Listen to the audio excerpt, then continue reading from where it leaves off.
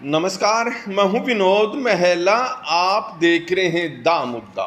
2019 के विधानसभा चुनाव में मनोहर लाल खट्टर सरकार के 8 मंत्री चुनाव हार गए थे और जब ये मंत्री चुनाव हारे थे तो हरियाणा में रुका पड़ गया था। यह क्या हो गया है? इतने मंत्री कैसे चुनाव हार गए हैं? इस दफा 2024 के चुनाव में क्या इन मंत्रियों में से किसी को टिकट मिलेगा? क्या किन्हीं का टिकट कटेगा? और बहुत सारे लोग यह भी जानना चाहते हैं कि अब 3 महीनों के बाद विधानसभा चुनाव होंगे। इन चुनाव में नायब सिंह सैनी के मंत्री कितने चुनाव जीतेंगे? क्या नायब सिंह सैनी के मंत्रियों के साथ भी वही काम होगा जो मनोहर लाल सरकार के मंत्रियों के साथ हुआ है? दरअसल तस्वीर कुछ ऐसी ही बनने जा रही है। नायब सिंह सैनी के मंत्रियों में से आधे से ज़्यादा चुनाव हारने जा रहे हैं। उनके खिलाफ एंटी इनकम्बेंसी है। हालांकि कुछ ऐसे चेहरे भी हैं जो नायब सिंह सैनी ने अब मंत्री बनाए हैं, लेकिन कहीं ना कहीं उनकी विधानसभा में उनके खिलाफ लोगों की नाराजगी देखी जा रही है। मनोहर लाल सरकार के जो 8 मंत्री चुनाव हारे थे वो कोई छोटे चेहरे नहीं थे, बहुत बड़े चेहरे रहे हैं।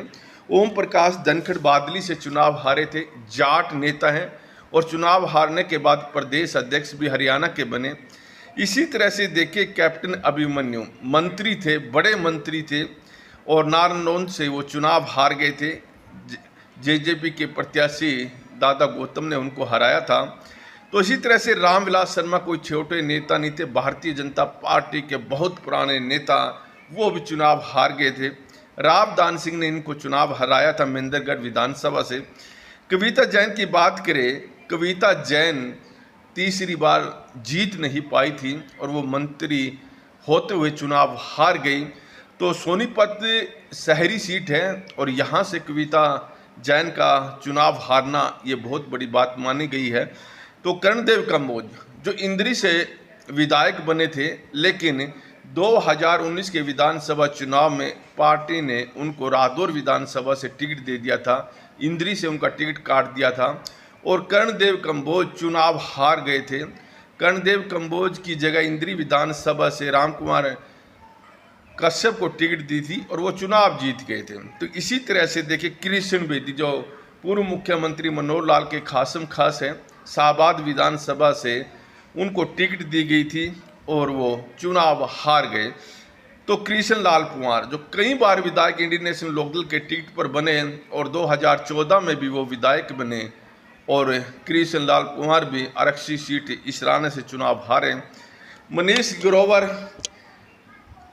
बड़ा नाम है हरियाणा की राजनीति में, राज्य मंत्री रहे हैं और वो रोहतक विधानसभा सीट से चुनाव हार गए। और जाट आरक्षण को लेकर मनीष ग्रोवर की भूमिका पर कांग्रेस ने संदेह जताया था और मनीष ग्रोवर ने पूर्व मुख्यमंत्री भूपेंद्र सिंह हुड्डा पर तरह तरह के आरोप लगाए थे।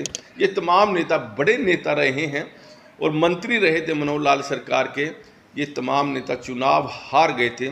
अब सवाल खड़ा हो रहा है कि ये तमाम नेता 2024 के विधानसभा चुनाव में अगर इनको टिकट मिलती है तो उनकी क्या स्थिति होगी।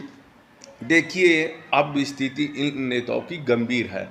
अगर मनीष ग्रोवर की बात करें, मनीष ग्रोवर अच्छी पोजीशन में, इसमें कोई दो राय नहीं है, लेकिन कहीं ना कहीं बाकी तमाम मंत्री फंसे हुए हैं और इनको अगर चुनाव जीतना है कड़ी मेहनत करनी होगी। हालांकि देखिए कर्णदेव कंबोज को अगर टिकट इंद्री से मिलती है, जिसकी संभावना ज़्यादा जताई जा रही है, यहाँ पर ये अच्छी फाइट करते दिखाई देंगे। तो ओम प्रकाश धनखड़ की हम बात करें, ओम प्रकाश धनखड़ को टिकट मिल जाएगी, लेकिन कहीं ना कहीं जो जाट वोट है वो उनकी विधानसभा में ज़्यादा है और जाट वोट कांग्रेस की तरफ अग्रसर हैं। यहाँ ओम प्रकाश धनखड़ को भी काफ़ी मेहनत करनी पड़ेगी जीत के लिए।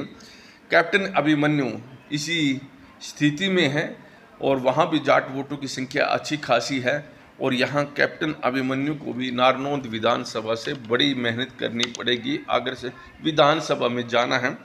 तो बात करें रामविलास शर्मा की, टिकट मिलेगा या नहीं मिलेगा यह भी देखने वाली बात रहेगी।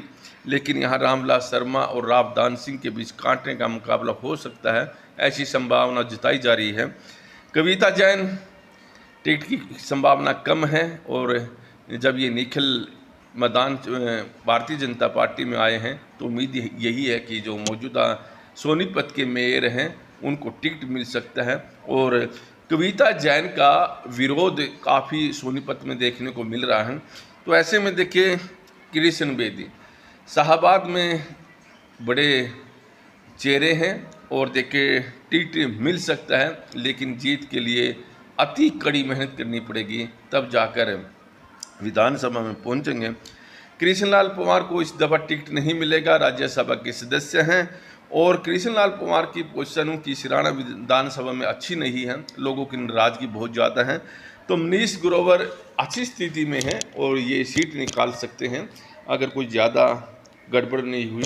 तो इसी तरह से बात करें, नायब सिंह सैनी की जो ये सरकार है उसमें मंत्री हैं, आज जितने मंत्री मनोहर लाल के 2019 के चुनाव में आ रहे, तकरीबन इतने ही मंत्री नायब सिंह सैनी के हारने जा रहे हैं। उनकी पोजीशन अच्छी नहीं है, और देखें इन लोगों को भी कड़ी मेहनत करनी पड़ेगी अगर इस हार को जीत में तब्दील करना है। तो जो एंटी इनकम्बेंसी है सरकार के खिलाफ और इन मंत्रियों के खिलाफ बहुत ज़्यादा है, इससे बचने के लिए काफ़ी प्रयास इन लोगों को करना पड़ेगा। और यहाँ तक कि है कि ये लोग अब बाकी 2-3 महीने में कितनी मेहनत करेंगे वो समय भी बताएगा, जो चुनाव के नतीजे आएंगे वो बता देंगे कि वाकई में इन लोगों ने मेहनत की है या बात सही है कि हरियाणा में ज़्यादातर मंत्री नायब सिंह सैनी सरकार के वो फंसे हुए चुनाव के अंदर। और अगर ऐसा होता है जो दिखाई दे रहा है तो निश्चित तौर पर ये भारतीय जनता पार्टी के लिए एक बहुत बड़ा झटका है, और भारतीय जनता पार्टी अगर इस झटके से नहीं उभरी तो जो हैट्रिक लगाने का जो सपना है वो टूट भी सकता है।